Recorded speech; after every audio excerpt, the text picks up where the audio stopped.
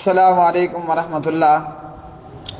پیارے بھائی، آپ نے المعجم الکبیر للطبرانی سے یہ روایت بھیجی ہے کہ جس میں پیارے نبی صلی اللہ علیہ وسلم نے فرمایا، دو بھاری چیزیں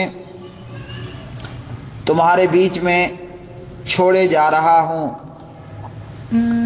ایک اللہ کی کتاب ہے اور ایک میرے اہل بیت ہیں۔ المعجم الکبیر للطبرانی۔ اور آپ صلی اللہ علیہ وسلم نے فرمایا، یہ دونوں چیزیں جدا نہیں ہوں گی حتیٰ کہ دونوں میرے پاس حوض کوثر پر آ ملیں۔ تو المعجم الکبیر للطبرانی کی یہ روایت سنداً ضعیف ہے، لیکن شواہد کی بنیاد پر، دیگر صحیح روایات کی بنیاد پر یہ روایت صحیح بنتی ہے۔ اور جو اس کا شاہد ہے وہ ہے صحیح مسلم میں۔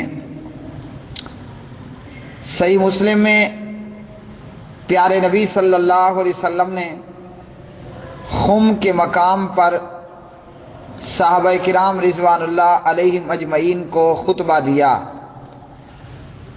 اور آپ صلی اللہ علیہ وسلم نے فرمایا کہ انا بشر یوشک ان یاتی رسول ربی فاجیبا وانا تارک فیکم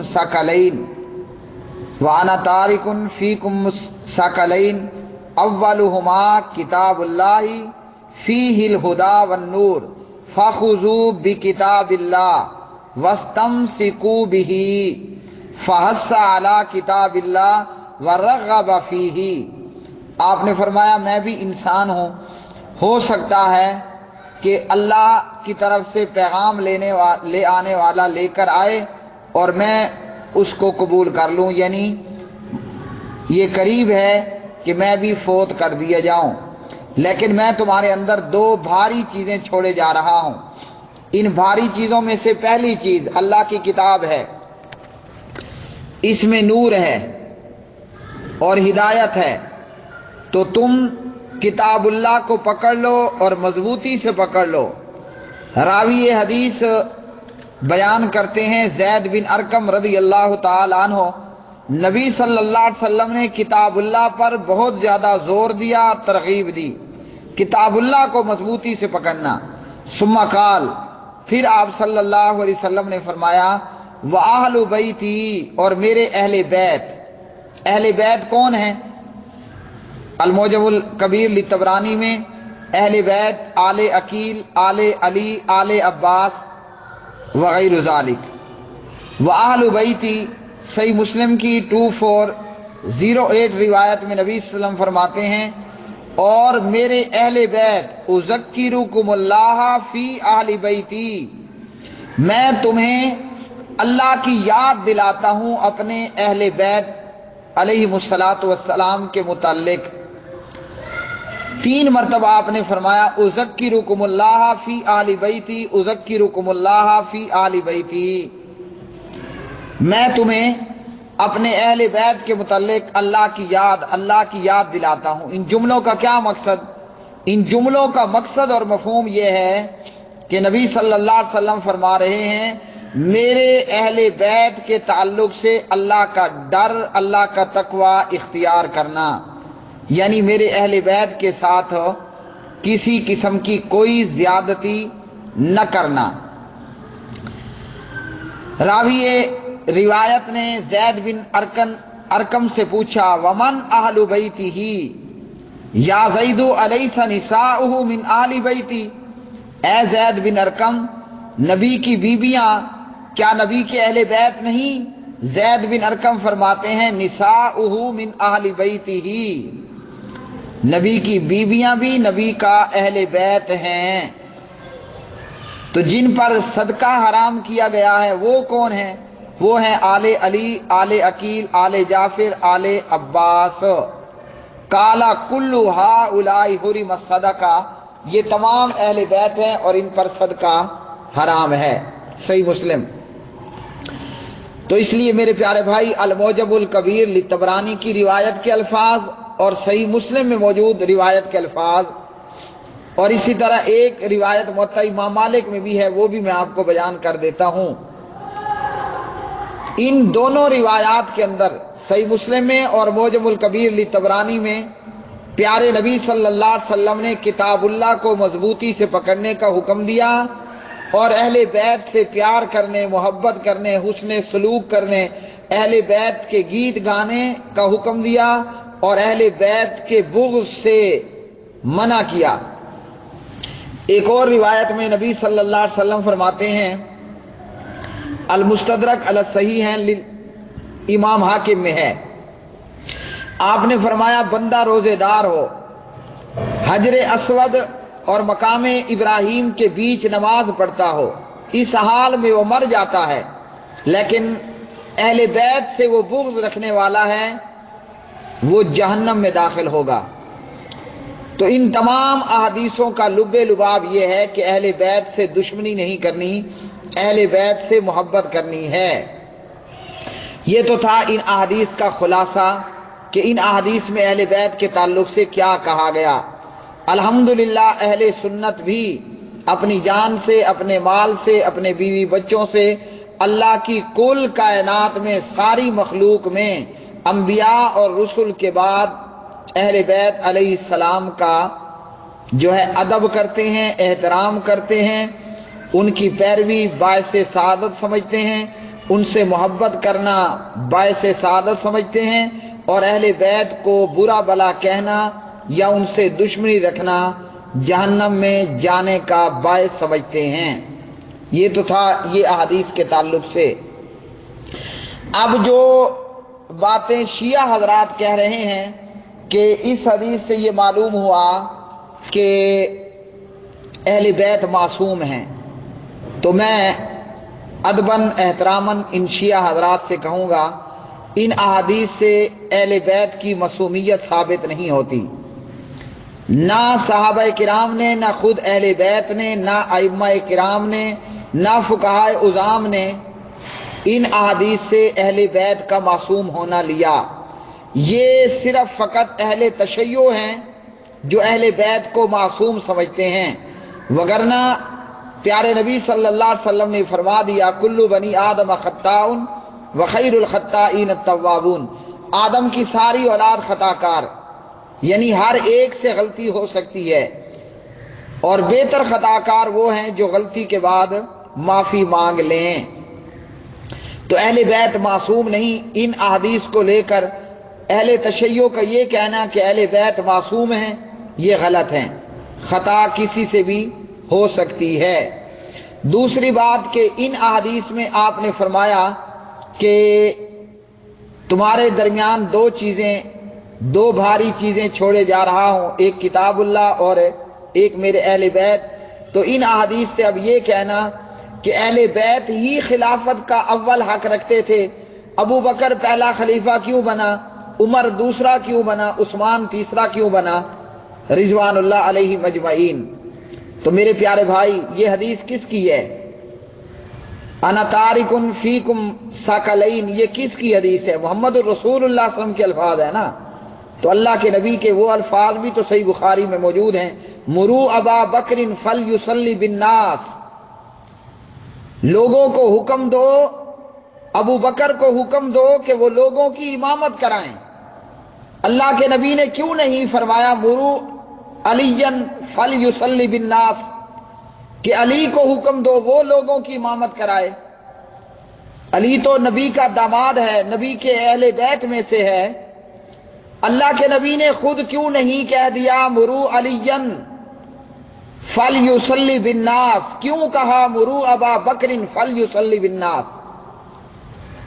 پیارے نبی جیتے جی اپنے مصلی پر اپنے سسر جناب ابو بکر صدیق رضی اللہ عنہ کو اپنی جگہ پر نماز پڑھانے کا کہہ رہے ہیں،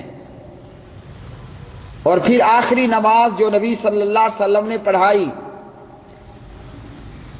نبی ابو بکر کی امامت کرا رہا ہے اور ابو بکر پیچھے موجود امت کا امام ہے، مسجد نبوی میں نماز پڑھنے والوں کا، صحیح بخاری۔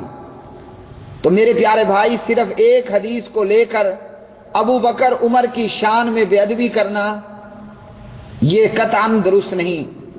ہم نے محمد الرسول اللہ صلی اللہ علیہ وسلم کا کلمہ پڑھا ہے، شیعہ بھی یہی پڑھتے ہیں لا الہ الا اللہ، یہ اور بات ہے اضافہ کرتے ہیں، شروع میں یہی ہے لا الہ الا اللہ محمد الرسول اللہ۔ تو اس نبی کی ایک حدیث کو لینا، دوسری کو چھوڑ دینا، ان شیعہ حضرات کو المعجم الکبیر لطبرانی میں یہ روایت تو نظر آ گئی، اور صحیح بخاری میں مرو ابا بکر فلیصلی بالناس نظر نہیں آیا۔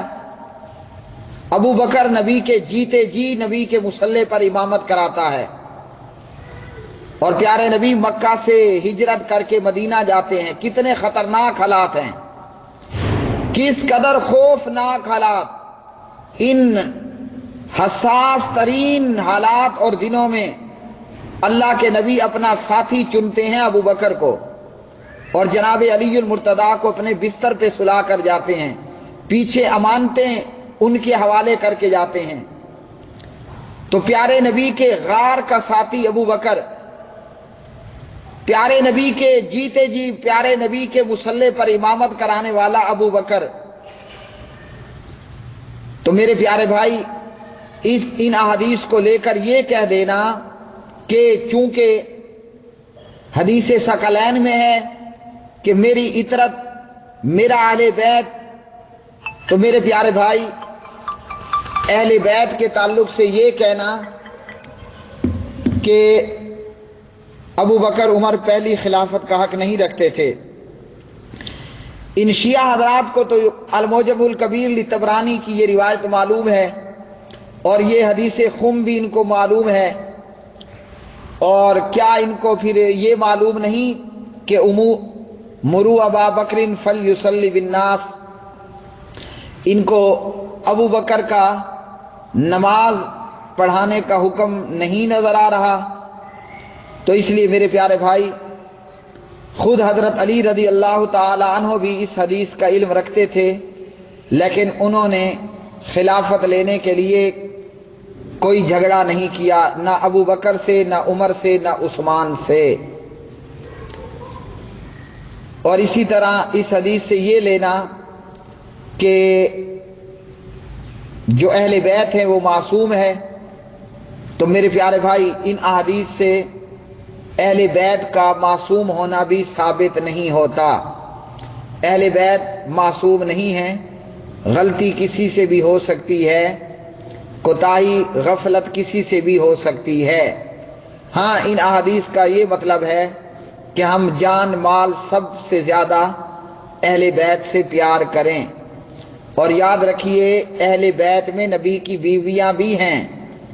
ایک طرف تو اہل تشیع امت کو رو رو کر یہ قصہ سنانے والے کہ اہل بیت، اور دوسری طرف عائشہ اور حفصہ رضوان اللہ علیہما، ان پر گندی گندی زبانیں استعمال کرنے والے۔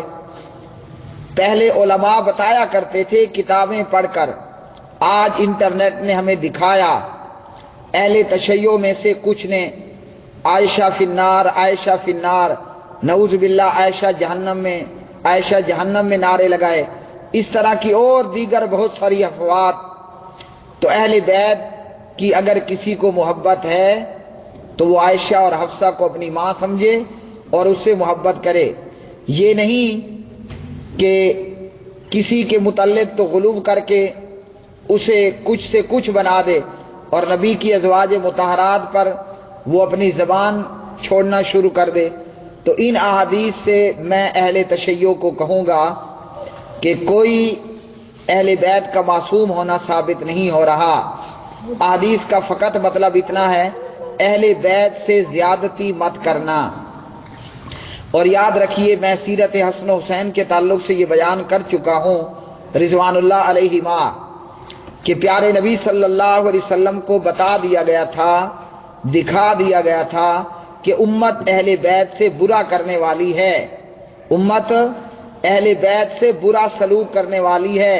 تبھی اللہ کے نبی نے فرمایا اذکرکم اللہ فی اہل بیتی، اللہ کی تمہیں یاد دلاتا ہوں اپنے اہل بیت کے متعلق۔ اور اسی طرح معجم الکبیر لطبرانی کے اندر موجود الفاظ کے تعلق سے وہ کیا تھا، پیارے نبی کو بتا دیا گیا تھا کہ یہ امت نواسا آپ کے نواسے حضرت حسین رضی اللہ عنہ کو شہید کرے گی۔ جناب جبرائیل نے آ کر نبی صلی اللہ علیہ وسلم کو یہ بتلایا، یہ میں بحوالہ بیان کر چکا ہوں، اور یہ روایات سندن ہیں بھی حسن۔ تو اس لیے محترم بھائی، آنے والے خطرات کے پیش نظر پیارے نبی کو جو کچھ بذریعہ وہی بتایا گیا، اللہ کے نبی نے اسی تعلق سے ہمیں تعلیم دی کہ میرے اہل بیت سے اچھا سلوک کرنا۔ اور اس میں کوئی شک نہیں کہ نبی کے اہل بیت نبی کے ساتھ حوض کوثر پر ہوں گے۔ یہاں یہ بھی یاد رکھیے کہ نبی کے صاحبین ابو بکر و عمر وہ بھی نبی کے ساتھ نبی کے حوض کوثر پر ہوں گے۔ اور یاد رکھیے جیتے جی بھی یہ دونوں حضرات ابو بکر و عمر نبی کے دائیں بائیں موجود ہیں، اور قیامت کے دن بھی ابو بکر و عمر نبی کے ساتھ نبی کے دائیں بائیں موجود ہوں گے، اور اسی طرح چلتے چلاتے نبی کے حوض کوثر پر موجود ہوں گے۔ اہل بیت کا مقام اپنی جگہ پر اعلیٰ و عرفہ ہے، لیکن ابو بکر کون ہے؟ نبی کا سسر ہے۔ عمر کون ہے؟ نبی کا سسر ہے۔ عثمان کون ہے؟ نبی کا دوہرا داماد۔ سبحان اللہ۔ تو اس لیے اہل بیت کی ہم نے جان مال کل کائنات سے بڑھ کر عزت کرنی ہے، لیکن اہل بیت کی محبت سے یہ لے لینا کہ وہ معصوم ہیں، یہ غلط ہے۔ اہل بیت کی محبت میں ابو بکر و عمر عثمان کو گالیاں دینا سخت کبیرہ گناہ ہے، بہت بڑا گناہ ہے۔ واللہ اعلم بالصواب۔